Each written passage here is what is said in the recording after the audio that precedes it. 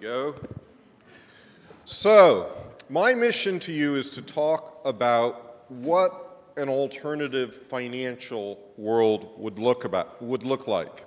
And I've titled the talk, The End of Wall Street and the Coming Local Investment Revolution. And I come to bring you good news and bad news. The good news is we are winning on the argument about what are the best kinds of business for economic development, the best kinds of business for resilience, businesses that are competitive. The evidence is absolutely clear that locally owned businesses and local self-reliance is exactly the ticket for prosperity in this country. And I want to give you a sense of how important this argument really is. Because when you break down the jobs in the US economy, and this chart sort of does that, apologies to my colleagues here who can't have to imagine this, but the top line, the black line, is the percentage of people who are self-employed. So that's about 12, 13%. Then there are businesses with under 100 jobs in it. Then there's that blue stripe of 100 to 500 jobs, which according to the Small Business Administration is officially a small business. And then the red stripe is sort of big business. Now here's the thing. We know that 99.9% of the firms in those first top three stripes are locally owned businesses. In other words, more than half the economy is locally owned business. The other thing is look at the share of jobs. If it were true that local businesses during this era of globalization were becoming less competitive, we would have seen jobs move from the local half of the economy to the non-local half of the economy. And yet you can see there's been almost no change whatsoever. And what's really remarkable about this is that all of the subsidies have been for the non-local business. All of the economic development subsidies, all the cattle, all the food subsidies, all the energy subsidies. It's remarkable that local businesses have done this well despite the best efforts of public policy to kill them. Imagine if we had gotten public policy half right. We would actually have seen jobs move into the local half of the economy.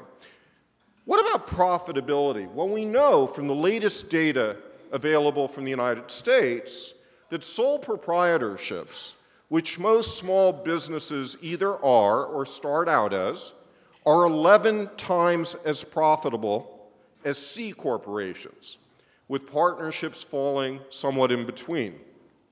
Now, if you want a more rigorous analysis of profitability, they do this in Canada. And it turns out that the most profitable Canadian companies, according to their most recent data, have 10 to 20 employees. And the profit rates of those businesses are 60% higher than those that are traded on the Canadian Stock Exchange. So all of this good news, local businesses are great for the economy. We love them. That's why we're here. We're spreading this worldwide. They occupy, a tremendous niche within the economy. They're competitive. They're profitable. So surely all of you are putting your money into them. So let's do a quick survey. By show of hands, how many people here have mindfully bought something locally over the last week? Okay, almost everyone's hand has gone up. How many people here do their banking at a local bank or credit union?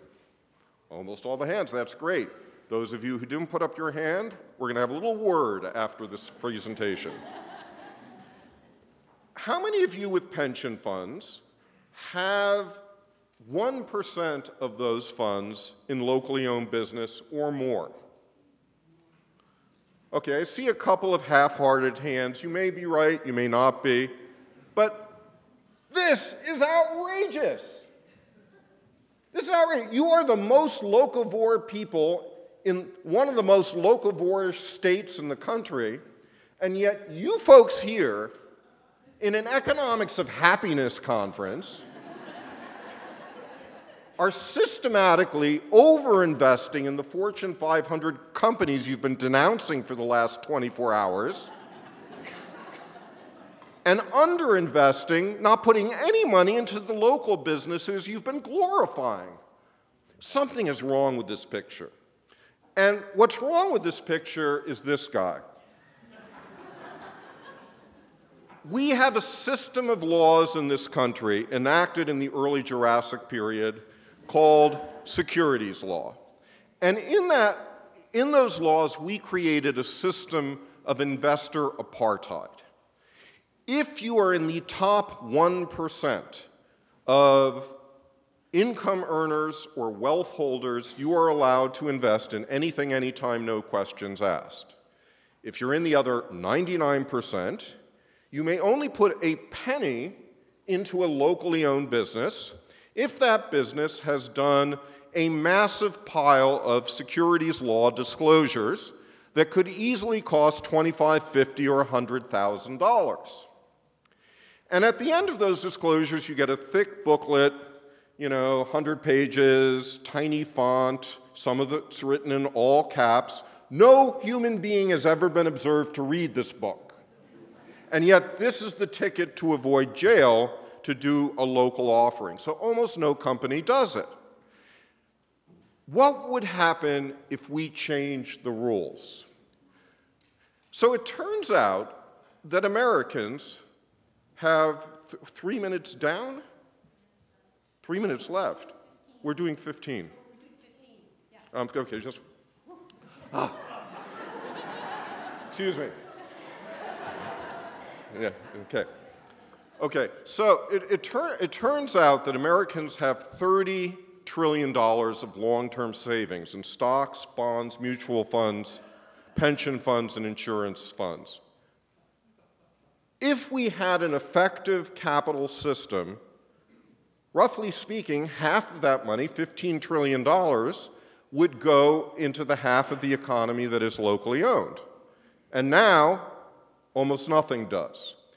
If we were to fix this, there would be a $15 trillion shift from Wall Street to Main Street, which, by the way, works out to, what do I have up there? $186 billion coming to Oregonians. By a show of hands, could anyone use $186 billion for their projects here? Okay, good. So how do we end the free ride from Wall Street? I really puzzled a lot about this. And in 2009, I wrote a piece for the Federal Reserve that tried to look at the basic assumptions of securities law. One of the basic assumptions is we don't want people to be defrauded. And the way that it's often expressed is we don't want grandma to buy swampland in Florida.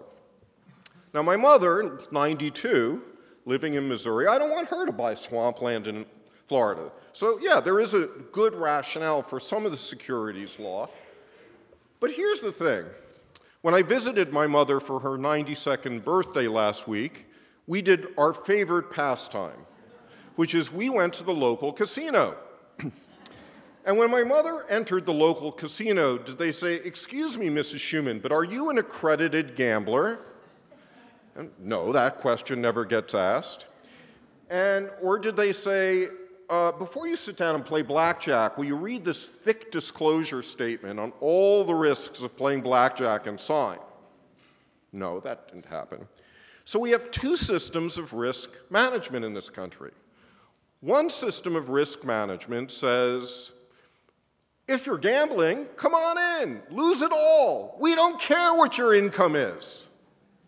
The other system says, if you care about saving your local economy and creating jobs and prosperity, you can't play unless you pay off a lawyer $25,000 for a useless disclosure document. Something is fundamentally wrong with this picture. So I proposed in this article a $100 exemption. The idea being that $100 was no more risky than a dinner for two at a new restaurant, okay? And, you know, new restaurants don't have to do $25,000 of disclosure work before they serve their first meal. Otherwise, we wouldn't have a lot of new restaurants. So an amazing thing happened. Janelle and some of her colleagues filed a rulemaking petition with the Securities and Exchange Commission around the $100 exemption. Hundreds of letters poured into the SEC. And what happened? Nothing. This woman, then the head of the SEC, was testifying on Capitol Hill, Mary Shapiro, in 2011. And she was asked by a Tea Party Republican whatever became of the $100 exemption proposal. And she, dripping with condescension, said, well, you know, we get these ridiculous proposals for reform all the time. Maybe we'll put a committee together to look at this and other crowdfunding reforms. The committee went ballistic because everyone on that committee knew that small businesses are the only place where we're getting new jobs. And unemployment at this point was 9%. She was basically saying, we don't care at the SEC about solving unemployment. That committee voted unanimously, not for a $100 exemption, but for a $10,000 exemption. This then went, with a little bit of further discussion, to the Senate, where it got whittled back to $2,000 and requirements like you have to go to a community portal, and then President Obama signed the Jobs Act in April of 2012. And I was sitting in the audience taking that picture, my only trip to the White House. And I have to say, you know, like many of you, I have spent my lifetime affiliated with losing causes. To finally have one that won was just, like, shocking. So we thought this was great, and rules were supposed to be implemented by the SEC in, I don't know, I think it was December of 2012. Well, what has happened is that the SEC now has a million excuses why they can't complete the rules on this. We're more than 2 years beyond the signing. I guess it's almost 3 years at this point, and nothing has happened. It might happen, but who knows? The SEC is trying to kill it through inaction. Now, that could be the bad news, except here is the good news. Around the country, people at the state level have said, you know what? We are not waiting for the SEC. We are going to liberalize the securities laws within our state.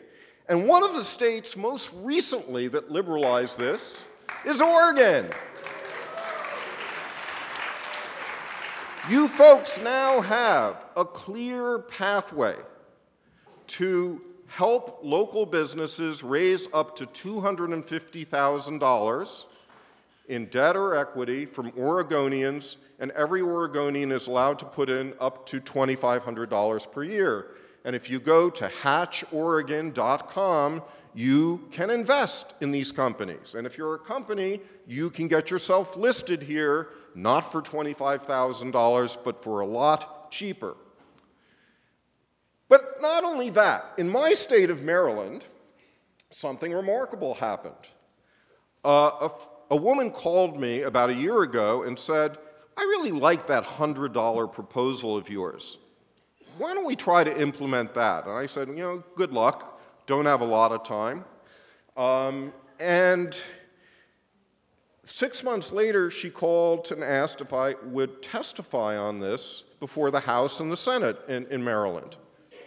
She single-handedly, a grad student in economics, got the $100 exemption law passed in Maryland unanimously in both houses, signed into law by Governor O'Malley.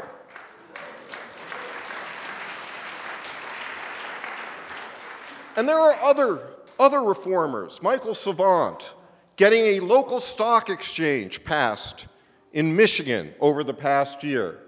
So, yesterday we talked a little bit about Nova Scotia has 15 years of creating local investment funds. And I mentioned last night that if we had as many local investment funds in the United States per capita, we would have 21,000 of these funds in the United States.